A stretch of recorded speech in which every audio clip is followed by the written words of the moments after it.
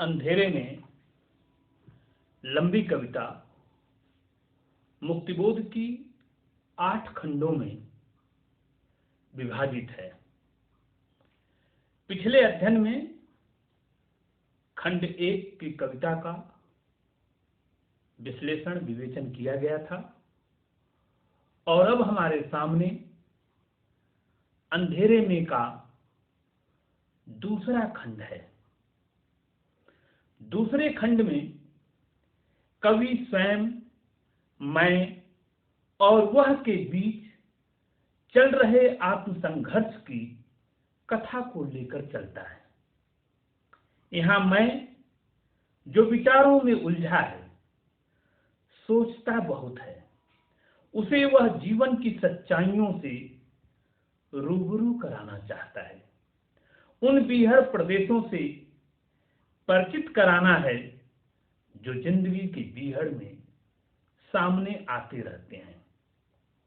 कथानायक को उसके प्रतिरूप वह द्वारा उसकी ही कहानी गाथा को जैसे बार बार बताया जा रहा है। अरे हां, साकल ही रह रह बसती है द्वार पर।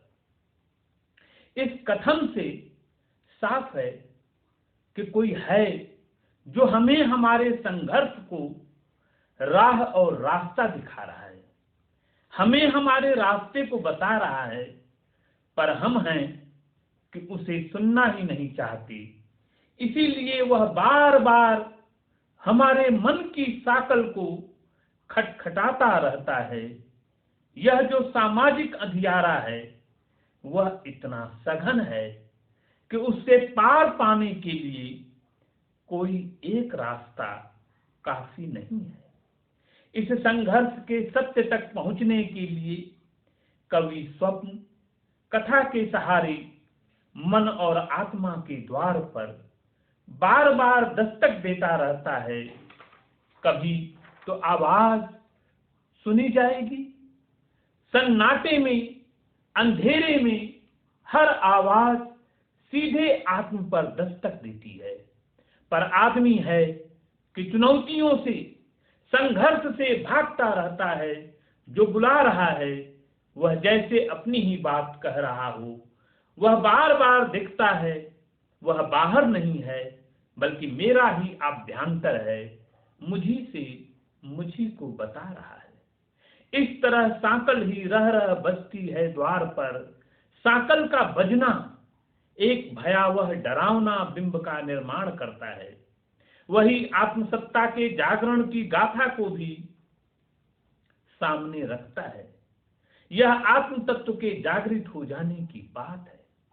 पर बार बार आत्मा की कुंडी को यहां खटखटाया जाता है।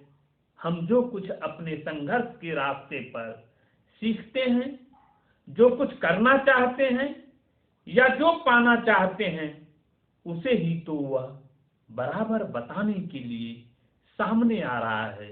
हमको हमारा ही एक सही चेहरा दिए जा रहा है। वह जो है वह द्युतिमय है, प्रकाशमय है और अपने समान धर्माओं से प्रेम करता है। मेरे मन में जो भाव हैं, जो कुछ मैं करना चाहता हूं, उसे वह बता रहा है। यह बाहर भीतर की सत्ता का एक होना ही कविता में मानवीय अस्तित्व की सुंदर व्याप्ति और सुगंध को प्रकट करता है। यह जो बाहर खड़ा है, जो बार बार दस्तक दे रहा है, वह कोई और नहीं, वह मेरा ही प्रतिरूप है। हम सबका प्रतिरूप संसार भर में गली गली घूमता रहता है दुनिया को ठीक करने। यह वही है, बाह्य और आभ्यंतर संसार मिलकर ही संरचना को सुंदर बनाते हैं। वह वही है जो बराबर दिखता रहता है, जो रहस्यमय खोह में मिला था, मेरे असली रूप की पहचान करता रहता है। वह तो बराबर प्रकट होता रहता है। यह मेरी आंतरिक सत्ता और आंतरिक सच के बाह्य संसार के साथ मिल जाने और एकाकार होने की पृष्ठभूमि है। वह बराबर इस संघर्ष के पथ पर चलने के लिए प्रेरित करता रहता है। पर मानव मन सामान्य बुद्धिजीवी की जो यथार्थ स्थिति है उसकी ओर भी मुक्तिबोध का कवि मन संकेत करता है कि वह सोचता तो बहुत कुछ है, बहुत सारे अच्छे अच्छे प्लान उसके पास हैं, पर वह इन्हें क्रियान्वित नहीं करता। उसकी इसी दशा के कारण वह बराबर समय असमय उसके सामने प्रकट होता रहता है और उसे वास्तव में कर्म करने के लिए प्रेरित करता है। यह तो बाहर और भीतर का संघर्ष है, वही हमें कर्म की ओर प्रेरित करता है। इसी सकर्मक आत्मा को अपनाने की बात उनका कवि कहता है। इसे बाहों में भर लूं, हृदय में रख लूं, पर इस आत्मसत्ता और बाहरी दुनियादारी के बीच कैसे सामंजस्य बैठाएं। इसलिए एक सीधा साधा रास्ता निकलता है कि भाई मुझे छोड़ दे, मेरे हालात पर जैसे हूं उसी तरह छोड़ दे। इसीलिए इस मनोभूमि में पहुंचकर वह कहता है कि मुझे तो कमजोरियों से लगाव है, मुझे इसी तरह रहने दो, जैसे हूं वैसे ही छोड़ दो, मुझे नहीं चाहिए कोई ऊंचाई। यह एक आम आदमी की मन स्थिति है कि वह जिस हालात में है वैसे ही रहना चाहता है, कोई बदलाव नहीं चाहता। पर ऐसे कैसे काम चलेगा? दुनिया जिस तेजी से बदल रही है, जिस तेजी से यथार्थ व स्वप्न के बीच द्वंद्व उभर रहे हैं, उस स्थिति में यथास्थितिवाद के सहारे कितने दिन तक चला जा सकता है? अर्थात यथास्थितिवाद बहुत दिन तक या बहुत दूर तक साथ नहीं देती। कहीं न कहीं किसी न किसी मोड़ पर हमें बदलाव के लिए, अपनी स्थितियों से परिवर्तन के लिए, खुद के लिए और समाज के अच्छे के लिए आगे आना पड़ता है। इसलिए वह बार बार टालता है, लेकिन समस्या का अंत टालने में नहीं है, हमें आगे आना ही होगा। हमारे व्यक्तित्व के भीतर जो यह हिस्सा जड़ बनाए हुए है कि हमें क्या, जैसा है वैसा ही चलने दें, तो इससे न व्यक्ति का भला होगा, न समाज का, न संस्था का। इसलिए स्वाभाविक है कि हमें बदलाव को लाने के लिए अपने मन को, अपने स्वभाव को, व्यक्तित्व को एक बार भी बदलना होगा। इसके लिए हमारा मन लड़ता रहता है, हमें बार बार संकेत देता है, पर हम ही हैं कि इस मन की सुनते नहीं और अपनी स्थितियों में पड़े रहते हैं।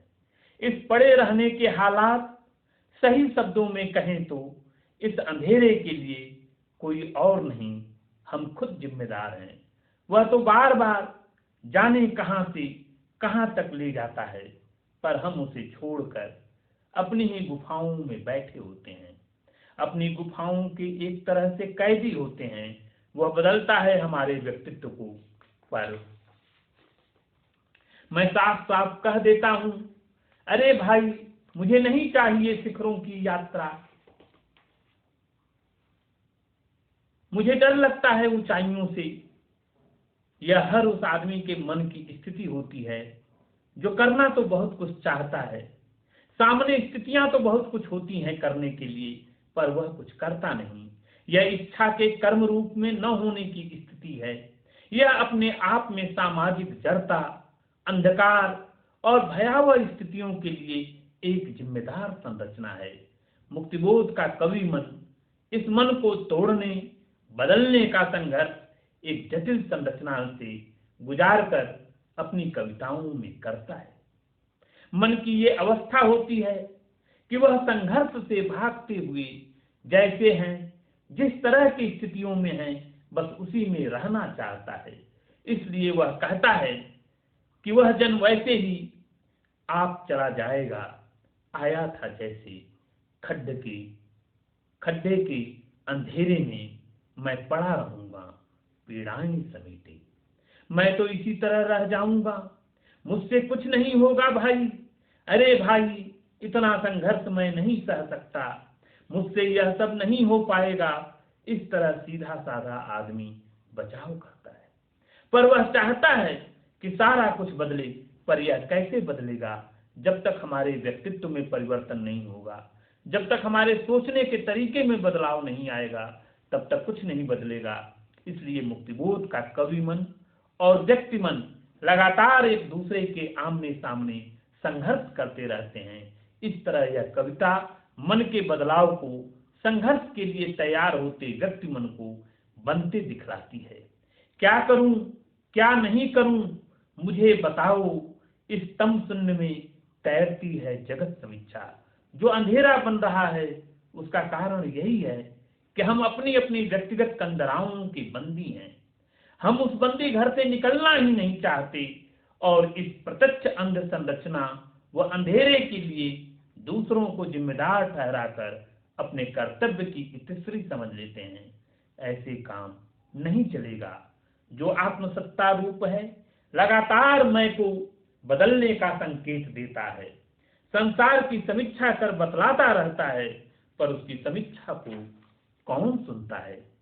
मेरे भीतर यह जो अंधेरा है और दूसरी तरफ भविष्य का बदले हुए हालात का जो दृश्य चित्र नक्शा दिखलाता है, उसे मैं कैसे सहूं, कैसे समझूं। उसका दिया हुआ अपार विवेक चित ज्ञान सह नहीं सकता। यह बदलाव का बोझ मैं कैसे सहूं। अरे भाई, मुझसे यह नहीं हो सकता, मैं क्या करूं, छोड़ दो मुझको। पर इस तरह काम नहीं चलेगा कि हर बार उसको दिखाए रास्ते को छोड़कर ऐसे ही कैसे रह सकते। वह जो कुछ कर रहा है या जो भी रास्ता दिखा रहा है उसको हम केवल उसके लिए ही तो कहकर नहीं बच सकते। इसलिए हमें उसके बताए रास्ते पर चलना ही होगा। उसे हम छोड़ नहीं सकते। नहीं नहीं, उसको मैं छोड़ नहीं सकूंगा, सहना पड़े मुझे चाहे जो भले। चलूंगा उसके साथ, संघर्ष पथ पर चलूंगा, यथा स्थिति को बदलूंगा। इसलिए अपनी कमजोरियों के बावजूद चलूंगा। एक बदलाव की लहर चलने लगती है। पैरों में महसूस करता हूं धरती का फैलाव, हाथों में महसूस करता हूं दुनिया। यह महसूस करना ही सही मायने में दुनिया में यथा स्थिति के खिलाफ बदलाव का संकेत है। यह संभव भी तभी होता है जब हमारे भीतर की आत्मा पूरी दुनिया की पीड़ा को महसूस करती है, तभी यह परिवर्तन आता है। आत्मा में भीषण सतचित वेदना जल उठी दहकी। यह सतचित वेदना का दहकना ही अंधेरे से लड़ने की स्थिति के लिए तैयार करना है। दी हुई संरचना में परिवर्तन लाने के लिए इस तरह की जब मानसिक तैयारी चलती है तब सही मायने में जीवन का बदलाव होता है। चारों तरफ सन्नाटा पसरा है, अंधेरे का माहौल रच देता है और इससे निकलने का साहस नहीं कर सकता, जिससे परिवर्तन की शक्तियां पूरी तरह से उतर गई हों। इतने में अंधियारे सोने में कोई चीख गया। रात का पक्षी कहता है वह चला गया है, वह नहीं आएगा, आएगा ही नहीं अब तेरे द्वार पर। वह निकल गया है गांव में शहर में, उसको तू खोज अब, उसका तू शोध कर। वह तेरी पूर्णतम परम अभिव्यक्ति, उसका तू शिष्य है यद्यपि पलातक। वह तेरी गुरु है, गुरु है। वह जो बार बार आता था सुविधा असुविधा का ख्याल किए बिना, उसी के लिए कह रहा है, क्योंकि सामाजिक अंधियारे की लड़ाई किसी एक कोने, किसी एक जगह से नहीं लड़ी जाती, जागरण से कुछ नहीं होता। इसलिए जो मैं का प्रतिरूप वह है, अब मैं को बदल कर चल देता है।